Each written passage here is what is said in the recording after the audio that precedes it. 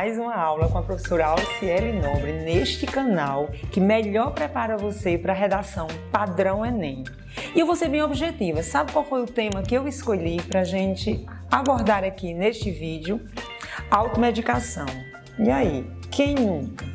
Nossa, mas qual recorte temático, Alciele? É preciso pensar no recorte temático. O que foi que eu escolhi? A subestimação da automedicação entre os brasileiros. E vamos pensar nesse substantivo. O que é subestimar? Subestimação. Normalizar, banalizar. Nós estamos falando de automedicação. Esse tema está totalmente relacionado ao eixo saúde. E é importante pensar sobre isso. Eixo saúde, saúde e qualidade de vida, saúde, minha condição de vivência nesse espaço. E tem algo relacionado a algo que não se propõe para a garantia do meu bem-estar. Então vamos aqui pensar um pouco, tá? Sobre automedicação. Tem um dado do Datafolha que diz o seguinte: segundo uma pesquisa do Datafolha, 77% dos brasileiros se automedicam. Gente, 77%. Por isso que eu iniciei a aula dizendo, quem nunca? 77%. Aí tem um detalhamento, sendo que 47%, quase a metade, fazem isso pelo menos uma vez por mês e 25%, um quarto, tem o costume de se automedicar todos os dias ou pelo menos uma vez na semana. Olha, esse dado estatístico é um soco no estômago da pessoa, viu, gente? E vou falar mesmo, porque é grave. A automedicação não é uma coisa simples, não. Ela é séria. Observe que as pessoas têm um costume muito grande de se automedicar e isso está mais relacionado aos jovens, segundo o Datafolha, idosos e crianças. Normalmente os adultos têm mais cuidado com a criança, não vai dar medicamento sem uma consulta médica. O idoso também já toma seus remédios porque eles vão regularmente ao médico, pelo menos é mais natural isso, mas o adulto não. É muito grave a automedicação porque se relaciona direto à saúde. Existe um outro dado do Instituto de Ciência, Tecnologia e Qualidade de 2018, diz que 68% se automedicam em razão de influência da família. 48% do balconista da farmácia. Gente, balconista da farmácia, vamos combinar. Ele está vendendo o remédio. E tem gente que acredita em artista de TV quando está sendo pago para fazer aquela mídia. Que há no Brasil uma regulamentação com relação à publicidade de alguns medicamentos.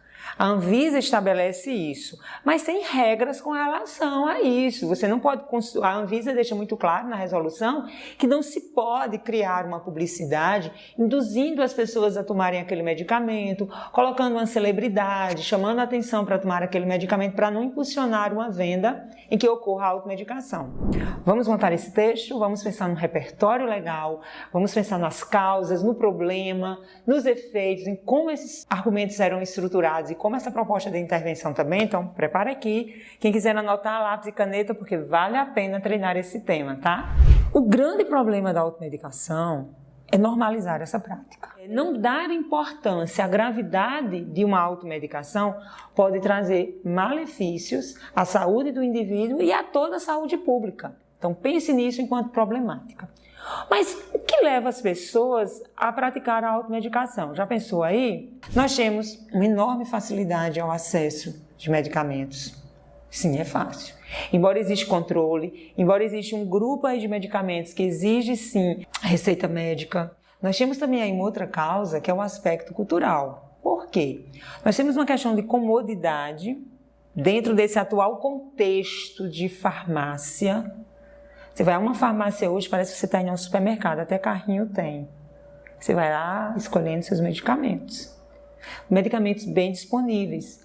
Claro que a Anvisa determina que esses medicamentos, eles não precisam de receita médica, mas cabe ao ser humano, ao indivíduo, pensar sobre sua saúde. Por isso que é preciso alertar isso.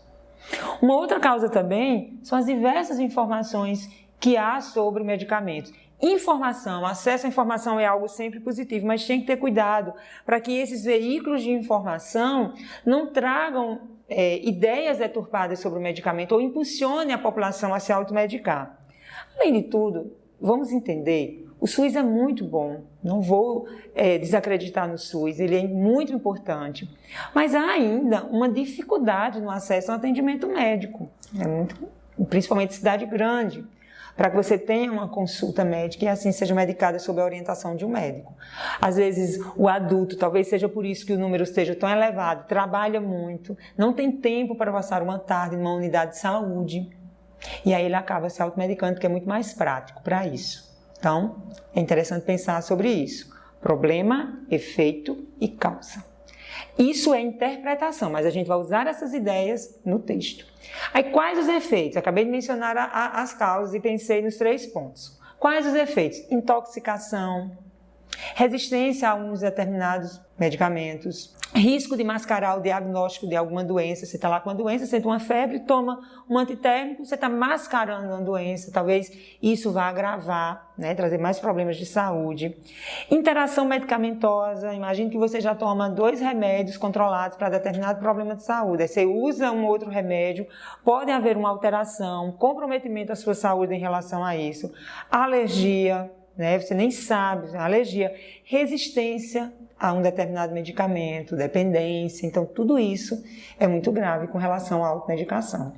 Com relação ao repertório, nós poderíamos pensar exatamente em alguns pontos históricos, né? O surgimento dos medicamentos no Brasil, no período colonial, com as boticas. A figura do boticário, ela era muito associada ao médico, ele manipulava substâncias químicas, fazendo medicamentos para determinadas doenças. Isso foi muito importante para a sociedade, porque a medicina era muito primitiva. Um fato histórico interessante.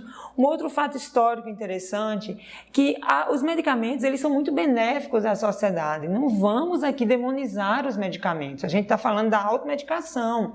O surgimento da aspirina no final do século XIX, quanto foi importante. O surgimento da penicilina no período das guerras, no combate a várias doenças em razão de bactérias, como isso surgiu, que foi neste período. A segunda revolução industrial, quando entra aí esse período, né, já chegando às guerras, a questão da indústria química, então ampliou a quantidade de medicamentos e de lá para cá isso vai sendo muito impulsionado. Então, muito interessante pensar sobre isso, porque são ideias que você pode ilustrar no seu texto. Coloquei aqui personalidades, você pode também citar personalidades. A Marilyn Monroe era dependente, sim, a medicamentos, o Michael Jackson também, e essas figuras entraram, além de outras drogas, e essas personalidades, assim, consumiram tanto medicamento, que comprometeram tanto a saúde, que, pelo que os fatos são apresentados, acabaram indo a óbito. Nós temos também algumas citações, né? O Hipócrates, o pai da medicina na Grécia Antiga, ele diz assim: a cura está ligada ao tempo e às vezes também às circunstâncias. Então, se você busca pela cura, vai depender das circunstâncias em que você está e o que você realiza, tá? A automedicação talvez não seja um caminho mais adequado para você chegar à cura. Vai depender do que você faz pela sua saúde. O Schopenhauer, o filósofo alemão, diz o seguinte: o maior erro que um humano pode cometer é sacrificar a própria saúde a qualquer outra vantagem. Eu estou sacrificando a minha saúde por essa comodidade, por essa facilidade que eu tenho acesso à medicação.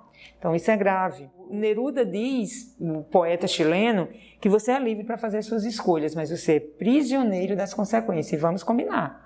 Essa citação ela é válida para a automedicação, para o alcoolismo, para o uso de drogas. Você é livre para fazer o que você quer, mas não se esqueça. Você também é prisioneiro dos efeitos dessa liberdade. E, por fim, o conceito de felicidade do Platão, né? O importante não é viver, mas viver bem. E aí, vale muito a pena aqui mencionar essa ideia. É preciso viver bem e a automedicação nem sempre traz o bem-estar. Eu também trouxe no repertório um conceito, a teoria do hábitos, do Pierre Bourdieu, francês, em que ele fala sobre esse hábito. A gente naturalizou, normalizou a prática da automedicação.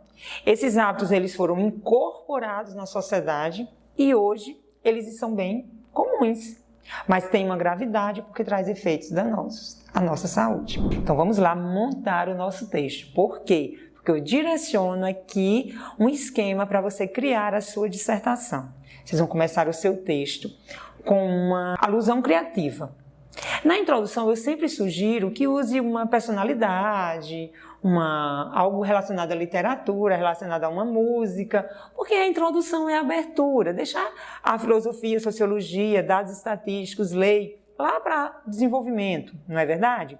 Então você pode começar ilustrando com Marilyn Monroe, Michael Jackson, fica muito legal, um fato histórico ou o próprio conceito de automedicação, já relacionando a automedicação ao problema, quando se normaliza essa prática pelos efeitos maléficos que isso pode trazer à saúde humana e à saúde pública.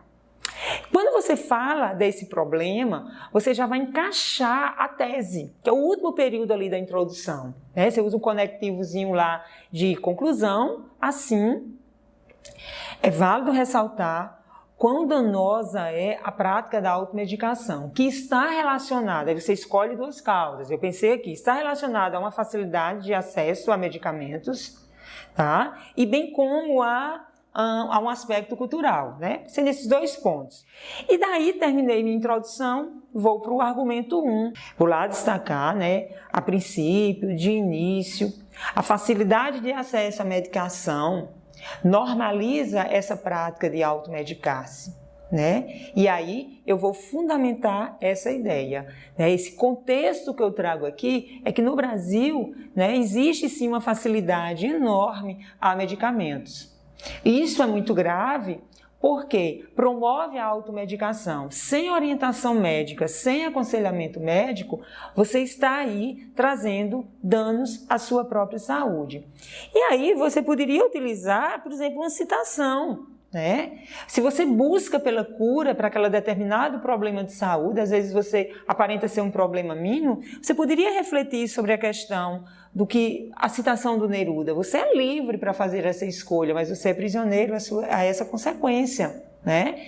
E aí, que efeitos são esses? A automedicação traz efeitos muito tristes, assim, muito danosos à saúde. Então, a gente precisa criticar essa ação, né? O homem, ele precisa entender que ele é o principal agente dos cuidados de sua própria saúde. E se automedicar pode trazer efeitos muito mais nocivos do que positivos, não é? E eu penso agora, segundo argumento. Vamos lá pensar no desenvolvimento, no argumento 2. Trouxe aqui como causa para fundamentar a ideia núcleo, o aspecto cultural. Além disso, a cultura da sociedade faz promover muito esse hábito da automedicação, de medicar sem orientação médica, para não ficar o tempo todo só automedicação. E esse aspecto cultural, ele se revela por um dado estatístico. O Datafolha fez uma pesquisa e deixou muito claro, 77% das pessoas se automedicam. 95% são jovens. Refletir sobre esse dado é refletir exatamente sobre esses efeitos nocivos à saúde. Então, mostrar quão isso é maléfico. E, por fim, a conclusão, em que você tem o dever aí de trazer a proposta de intervenção com aqueles 5 elementos que precisam ser destacados nesta redação. Eu sei que campanha de conscientização, campanha de informação, isso aqui está muito conhecido e muito batido. Gente, como é que o Estado vai proibir de você se automedicar? Existem medicamentos que são vendidos livremente e isso está na legislação. Então, vai alterar a legislação? Não. Então, eu preciso informar a população com mais eficiência, de modo bem incisivo, os malefícios da automedicação. Então, o Ministério da Saúde poderia fazer uma ampla campanha de informação acerca dos efeitos da automedicação. Por meio de quê? Por meio de publicidade nos principais veículos de comunicação, como rádios, TV, né? Redes sociais, o que é muito importante por conta que as pessoas estão muito mais conectadas às redes sociais, trazendo qual efeito? Um efeito de promover a informação de que a automedicação não pode ser normalizada em razão dos efeitos maléficos que ela traz à saúde. E aí você poderia, né, ajustar.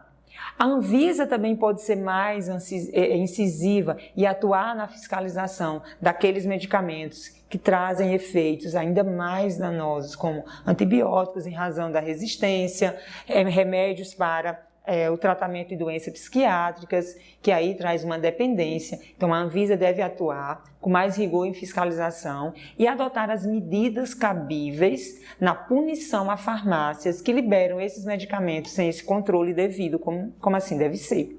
Tudo bem? Então, espero que você tenha gostado dessa aula. Continue aqui no nosso canal, porque tem mais aula de redação com análise temática. Então, fique ligado, porque assim você treine melhor sua dissertação padrão Enem. Tchau!